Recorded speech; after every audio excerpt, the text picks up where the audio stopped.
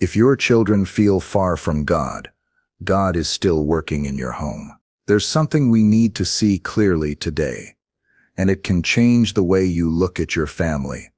When your children feel far from God, it does not mean God has stepped away from your home. Many parents quietly assume that spiritual distance equals failure, that somewhere along the way, something went wrong. But the Bible shows us a very different truth. God is not alarmed by human journeys, and He is never rushed by seasons that take time. Your child may not be praying right now. They may not feel drawn to church or speak openly about faith the way they once did. But hear this carefully. God does not work only in visible moments. He often works most deeply in silent ones. We tend to measure faith by outward behavior, while God looks at the long formation of the heart. We focus on the present moment. He sees the entire story. Today, I don't want you carrying fear or self-blame. I want you to be grounded in a truth that brings peace and clarity. God is still actively at work in your home, even if you cannot yet see the results, not through pressure, not through control, but through His patient, wise, and perfectly timed guidance. If you are a parent, a grandparent, or someone praying for the next generation, this message is for you. Together we'll explore why distance is not the end, and why God's hope for your family is far more alive than you may realize. Part 1. Distance does not mean God is absent. Let me start with a simple truth that can steady your heart. Your child feeling far from God is not the same as God being far from your child. Those are two very different things. One is what we can see on the surface. The other is what is happening in the unseen places, where the Lord does His deepest work. I've sat with so many parents who say, "I don't recognize my son anymore," or "My daughter used to love church, and now she rolls her eyes." And I understand that ache. But I also want to gently reframe what you're looking at. Sometimes what looks like distance is actually a season of sorting. A young person is trying to figure out what is truly theirs, not just what they grew up around. Think of it like this. A child can live in a house filled with music and still need the day when they choose the song for themselves. In the same way, kids can grow up hearing about God and still need the moment when faith becomes personal, not borrowed. That process can look messy from the outside, but it does not scare the Father. Jesus told a story about a son who walked away and a father who stayed steady. The father did not stop loving. He did not stop watching. He did not stop being a father just because the son was out of sight. And that picture matters because it shows us the heart of God. He is not fragile. He is not easily offended into silence. He is patient, present, and remarkably persistent. So here is a question I want you to sit with for a moment. What if the Lord is closer than you think, even in the quiet parts of your home? What if He is working in ways that don't show up as obvious spiritual behavior yet? The Bible reminds us that God does not grow tired of doing good, and His mercy is new every morning. Those aren't just comforting phrases. They are anchors. And let me make this practical. If your child is pulling back, don't panic and start grabbing at control. Peace is not passivity. Peace is choosing to stand on God's character. It's saying, "Lord, I cannot reach every corner of my child's heart, but you can." It's choosing your next conversation to be calm, not charged. It's keeping your home a place where grace feels real, not a place where faith feels like a test. Sometimes the first breakthrough is not your child running to the altar. Sometimes the first breakthrough is you becoming steady again. A parent who is not ruled by fear becomes a living signpost that God is trustworthy. And over time, that steadiness speaks louder than pressure ever could. If you want one promise to hold today, remember this: God finishes what He starts. You may not see the full story yet, but you are not looking at failure. You are looking at process. So take a breath. Ask the Lord for wisdom, not anxiety. Then leave a short comment with one word you're praying over your child. Part 2. God often allows distance to dismantle borrowed faith. There is something tender and important I want to say here, especially if you've been wondering why God would allow this season at all. Sometimes the Lord permits distance, not because He is withdrawing, but because He is refining. He is gently separating what was inherited from what will become personal. Many children grow up surrounded by faith. They hear prayers, attend church, learn the language of belief, and that is a gift. But at some point, every soul has to answer a quiet question. Is this mine, or is this just familiar? God is not offended by that question. In fact, He often uses it. I've watched young people step back from faith, not to reject God, but to figure out whether they truly know Him. From the outside, it can look like rebellion. From heaven's view, it can be a search. Borrowed faith may keep someone near the door, but only personal faith carries them through storms. Think about how we learn anything that matters. A child may repeat words before they understand their meaning. But there comes a moment when understanding has to replace repetition. In the same way, God sometimes allows what feels like distance, so that faith can move from imitation to conviction. This is where parents often feel confused. We think, if faith is good, why would God allow it to be questioned? But Scripture shows us again and again that God is not threatened by honest wrestling. He met Jacob in the struggle. He answered Thomas in his doubt. He did not turn away from questions. He entered them. So if your child is asking hard things, or even stepping back to sort through what they believe, don't assume the worst. Instead, ask for discernment. Ask God to show you what kind of work He is doing beneath the surface. Often, what looks like loss is actually preparation. Let me say this gently. A faith that has never been tested is fragile, but a faith that has been questioned and chosen becomes strong. God loves your child too much to leave their faith shallow, and He loves you too much to let fear define this season. You don't have to have all the answers right now. Your role is not to argue your child into belief. Your role is to trust that God is capable of meeting them personally, in a way that will last. Sometimes the soil has to be turned before anything new can grow. So pause for a moment and consider this.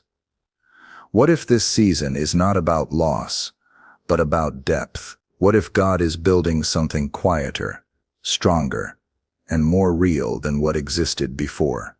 Hold that thought. Let it bring you peace. Part 3. Your role is not to fix your child, but to keep the home safe. This is where many loving parents quietly exhaust themselves. We think our responsibility is to correct, to convince, to fix what feels spiritually out of place. And that instinct comes from love.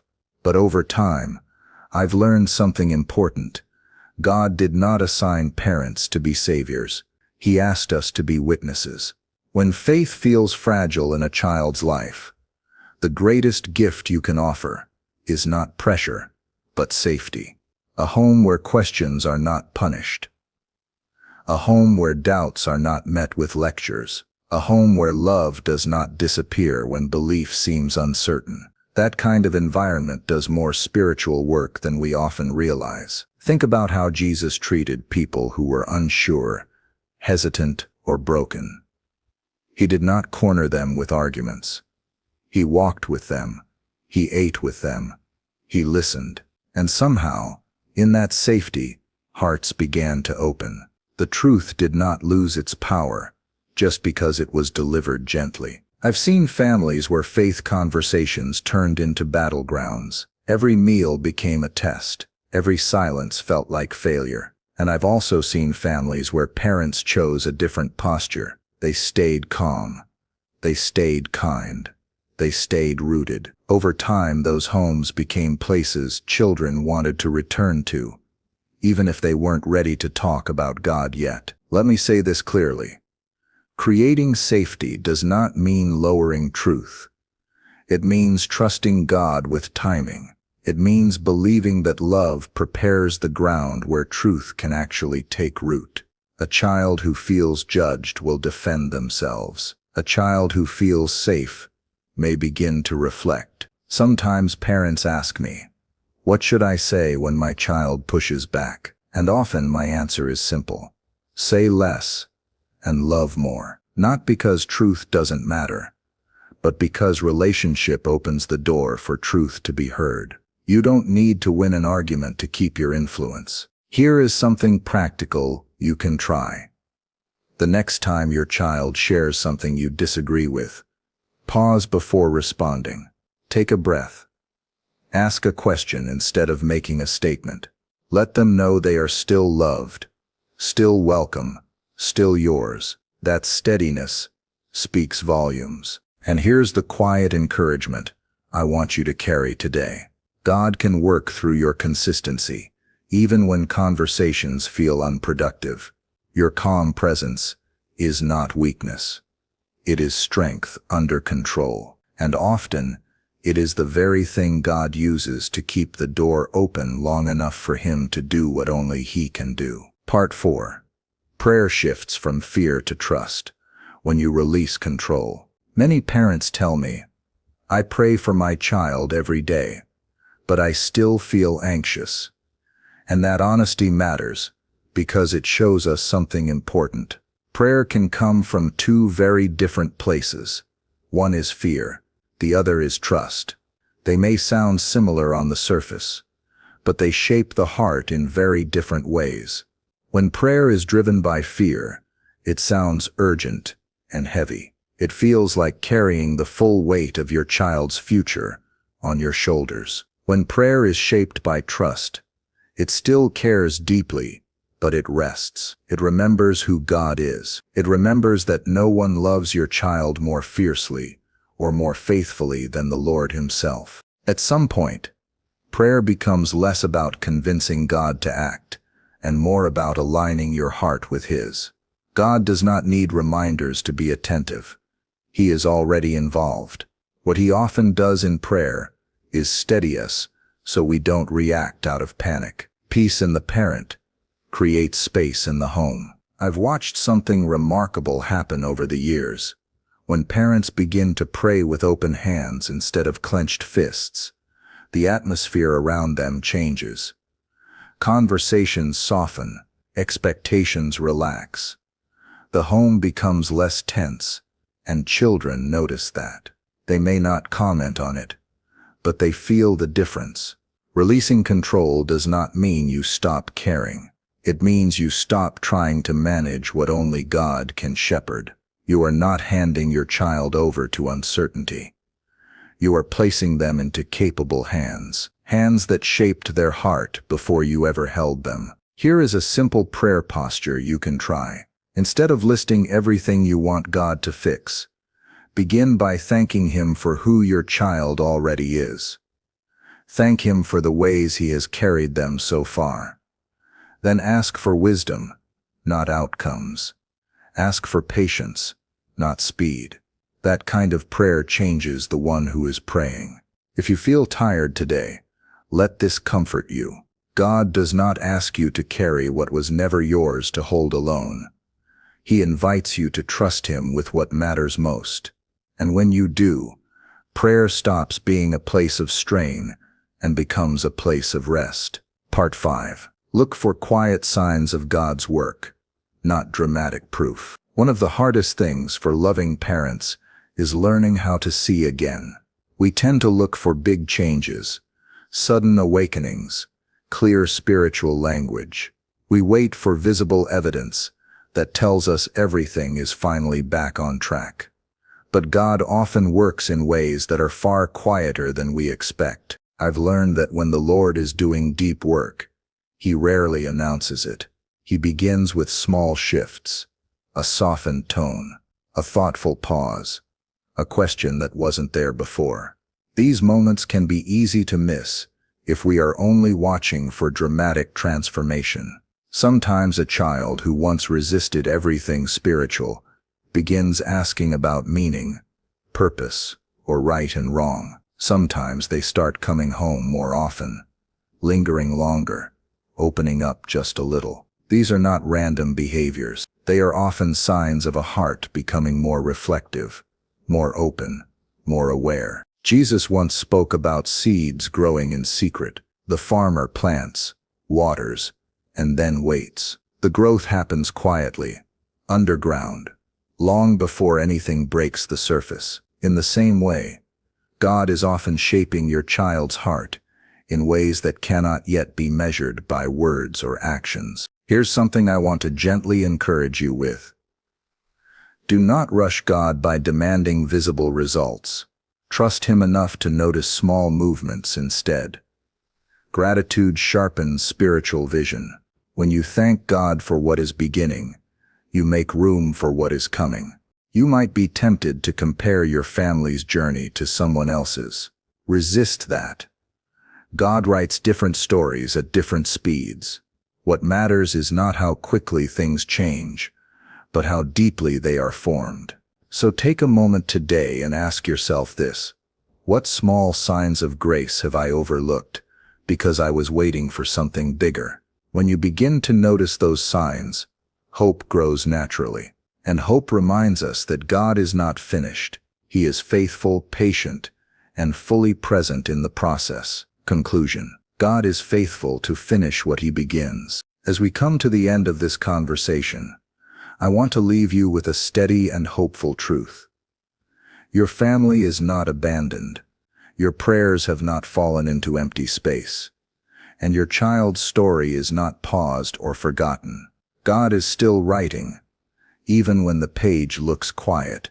You may not see the full picture yet, but that does not mean nothing is happening. Faith is often formed slowly, shaped by time, grace, and patient love. And the God who called your child into being has not lost sight of them for a single moment. He is attentive, involved, and deeply committed to what He has started in your home. So let go of the weight of self-blame. Release the pressure to manage outcomes.